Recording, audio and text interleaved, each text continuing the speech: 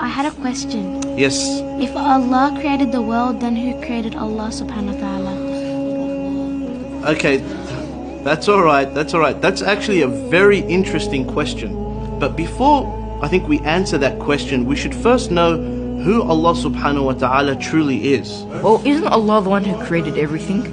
And wasn't He here before everything else? That's right, Bilal. Allah is al-awwal, the first. That means there was nothing before Him. Allah subhanahu wa ta'ala is, was, and will always exist. So the question, who created Allah, doesn't make any sense, because the word Allah means the one who is uncreated. Sheikh, can you explain it a bit more? Okay, Muhammad, can you come to the front, please?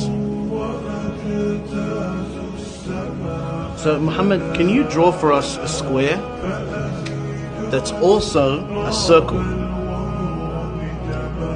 That doesn't make any sense. It's either a square or a circle. That's exactly right. Thank you, Muhammad. You can go to your seat now.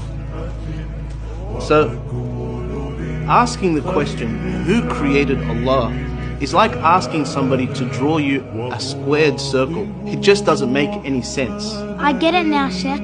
There's a problem with the question. That's exactly right. The question doesn't make any sense. But that's not all. If we say Allah subhanahu wa ta'ala was created, then we would have to ask, who created Him? And then we would say, well then who created Him? And that would go on and on and on forever. And the entire world would never have existed. Let me give you an example. Aisha, if you wanted to sleep over at your cousin's house, would you have to ask your parents for permission? I'd ask my mom. That's exactly right. Now, what if your mum had to ask your father for permission?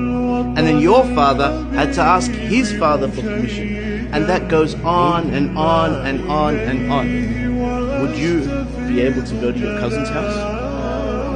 So what needs to happen for you to be able to sleep at your cousin's house? Well, that's easy. Someone would have to be able to make the decision without having to ask anyone else. That's exactly right. Likewise, the world would never have existed unless Allah had created it without relying on somebody else. For if He had to rely on somebody else, this world would never have existed. It is necessary for this world to have a creator that is awesome, He is absolutely powerful, He is uncreated, and He is the originator of all things, and that is Allah.